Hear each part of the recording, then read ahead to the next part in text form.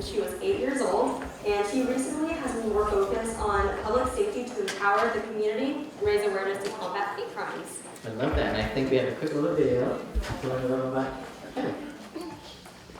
Hello everyone, my name is Kelly Serena Dare and I'm a delegate of the Miss Asian Global Pageant. Having been raised in Chinatown where the scarcity of food was not a concern, I've come to acknowledge how fortunate we are to not have to worry about basic survival.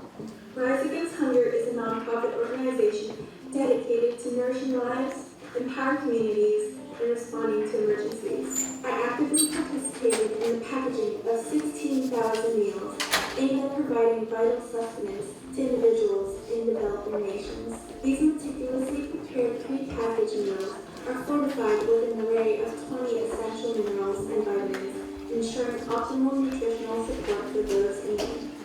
I would love for you to join me and help make a difference in the efforts of ending world hunger. Please check out their website to find out more ways you can contribute to their cause, either by becoming a volunteer or donating. In times of darkness, love is secure. All right, perfect. Everyone, please join me in welcoming Miss Kelly Dare.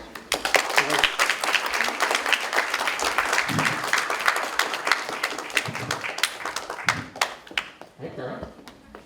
I'm going to tell you right now, in practice, Kelly loves public speaking. She absolutely dreams about it all the time, right, Kelly? Well, this was my worst fear, actually, standing up here and actually sitting up here and speaking in front of everyone. I was actually debating on calling in sick. I have to do this, but I'll try my best for everyone here. Is that microphone on? No. Can I have a handheld, please? Oh, at least you guys all heard me. Yeah. We heard you. Okay, thank you. Beth? Can you guys hear me? No. Not yet. Hi. Awesome. Okay, so Kelly, even though you do such great volunteer work, hello? Hello. That one's working, that one's working. Yeah. Awesome, thank you, Jake.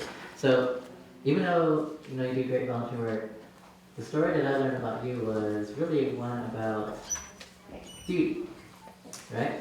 And which is ironic because I met you in the beauty pageant of all things. And your idea of beauty, if we can have the first slide, started when you were, how old were you here? I believe I was about 5 or 6. This was in kindergarten. 5 or 6, and I remember you telling me something about around this age, how you used to do something with your mom a lot.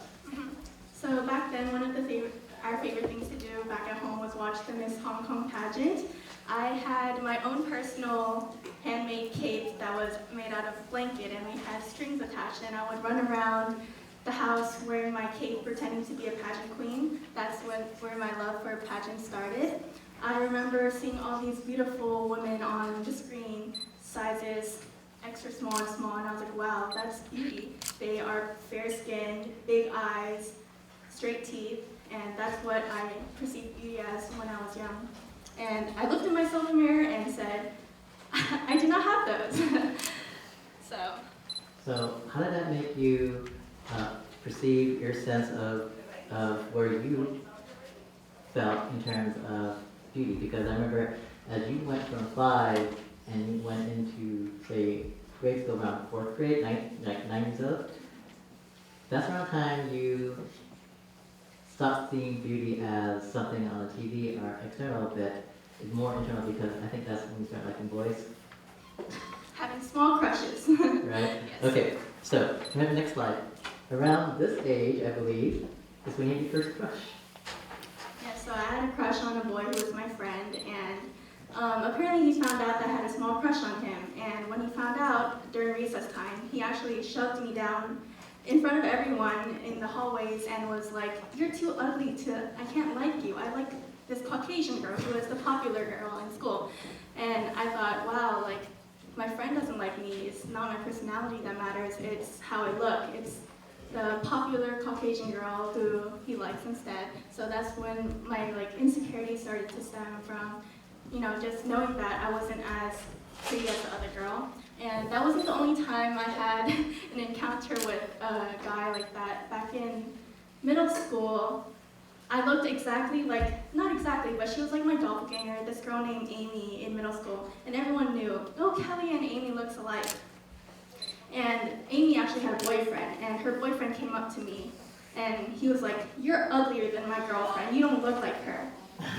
So I was very insecure in elementary school, middle school, and everyone was just telling me that my eyes are small, you're not pretty. So I was very insecure back then, and that's why I thought beauty was like certain standards that you had to have. So not only were you being constantly forced messages of your physical look, but also from your cultural. The guy, Wilson, I think was the name, right? You had a crush on? Idiot, by the way. Wilson, he shoved you down and even told you to stop liking him. And the fact that you liked someone from another ethnic group made it probably even more of a thing, because now you couldn't even change that. Not even make it, right? Now you're completely... was Wilson Asian? Yes, he was Asian. So he was an Asian guy. So he was an Asian guy who did not even like you, and you liked him. So at this point, how are you feeling in terms of your sense of value and how beauty played a role in your life? I definitely had maybe what you would call like internalized racism. I would think that Chinese people aren't pretty. Even though I did like the Miss Hong Kong pageants, but that was when I was like, oh, maybe kind of like what's considered conventionally attractive is Caucasian people, you know, so I was very insecure about that. Yeah, a lot of the girls that I've had a chance to talk to, especially when they're not from parts like New York or Florida or even California, and they move out there, they're really excited about this Asian pageant, and I always ask them why, because things like that are just not accessible to them in parts of other parts like Texas or even parts of like the Midwest, right? And because they're put in a standard they can't meet, because, like I said, if you're going to judge by how you climb as a fish, you're going to think you're stupid or inadequate your entire life. So something happened though around the same age, and next slide, you were scouted. You were scouted in the middle of a walk between mom and dad by a modeling agency, right? It was a modeling school, yes. All right, tell me about this. So I believe this was around when I was 8, so it was before the boys. So it was a casual Saturday weekend, and we were strolling around the Yerba Buena area, which is in downtown SF. And I remember a lady walking up to my mom, and I was a little further away, and I think I was with my dad. And I see someone just talking to my mom, and they look at me and they tell me to come over. I'm like, this is interesting. And she tells me, your daughter is beautiful. She should come register at our modeling school. And I was like, wow, someone thinks I'm attractive enough to be in a modeling school. So we went over to the modeling school a couple blocks away to watch their first, like one of their classes, to see if I would like to register and be in their school. And right away we registered me, and I started modeling school for 2 years. So it was from the ages of 8 to 10, I believe. And I would be there from like 9 to 12 every Saturday or Sunday, just learning how to, learning stage presence and being confident and acting skills, modeling skills, and all of that. Okay, so that was 2 years of that, right? Yes. So that accumulated into some sort of audition, right? So we later on, after the 2 years of school, we had a huge audition in Hollywood, and that's where we would showcase our modeling abilities and acting skills in front of a bunch of modeling agencies. So that's where we would get signed with actual companies. And I remember them telling us, if a company wants to sign with you, you'll get this ticket. And after my modeling auditions and stuff, we received the ticket. And I was so excited because, like, wow, someone wants to sign me.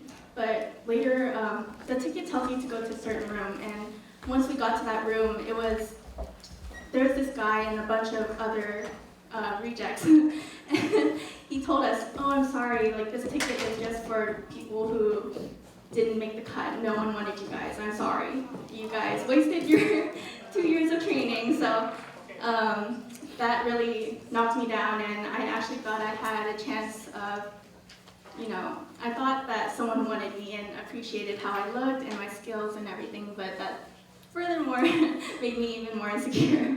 So I can see that you already had to struggle with that. Then someone said, I'm going to train you professionally on how to be beautiful. And you work your butt off, and you get there, and bam, you get rejected again.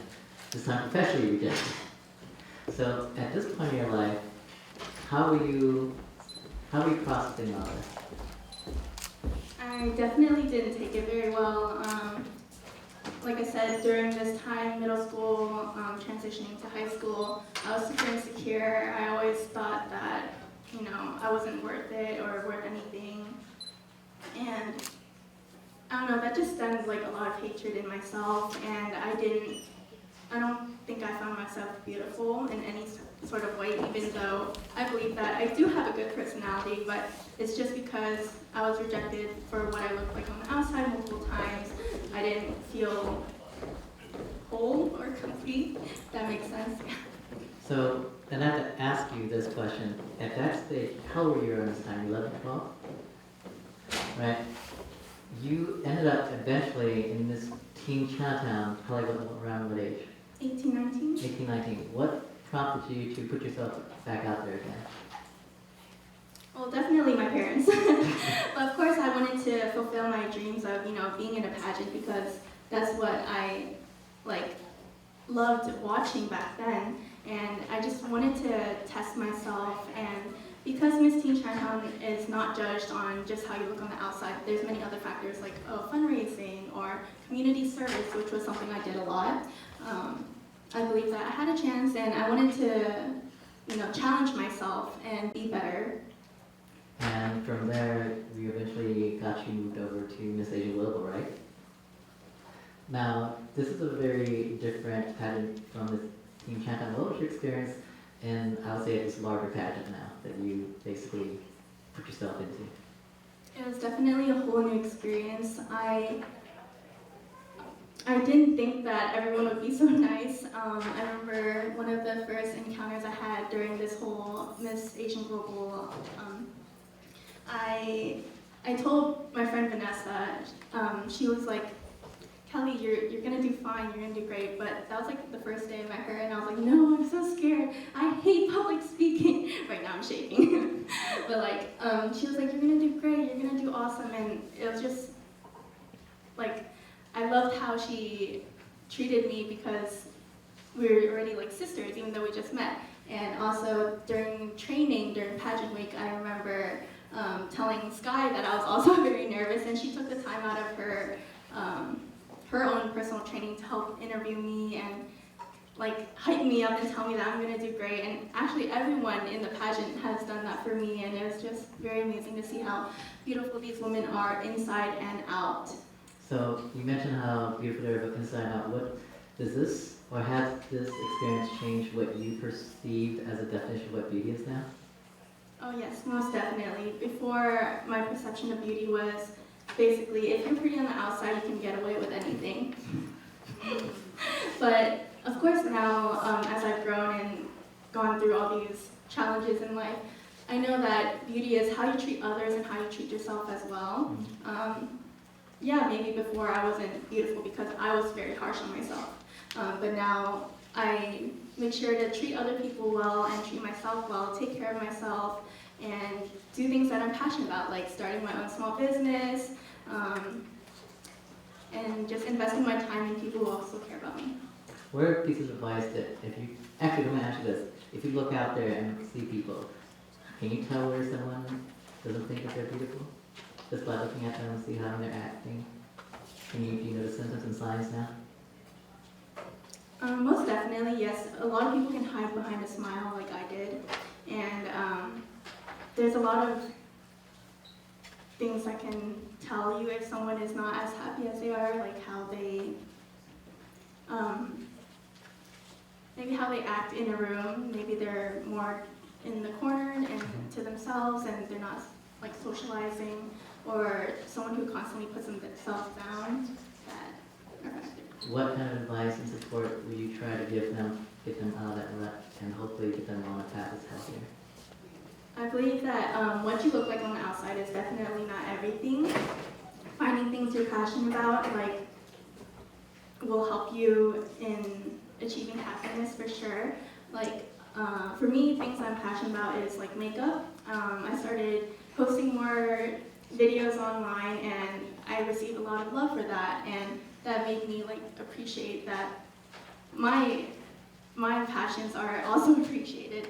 And also me investing like my time into my own small business. I was very passionate about nails, and so I started selling, and while I didn't know that many people would want to get their nails done by me or purchase nails from me. So definitely finding something that you love to do will make you happy and not focus so much on just one thing that you're insecure about. For sure. And what do we see in line for you for the next few years? How you can grow your business? For now, I'm actually busy working, but I've been keeping my business to the side as a hobby, but I definitely want to invest more time into what I do and show people how passionate I am about beauty and everything along those lines. Also, hopefully one day I can push myself to be on Miss Chinatown USA so that I can continuously grow and be a better version of myself. I think you're doing amazing, Miss Chinatown USA. Thank you so much for coming out. So. Yay!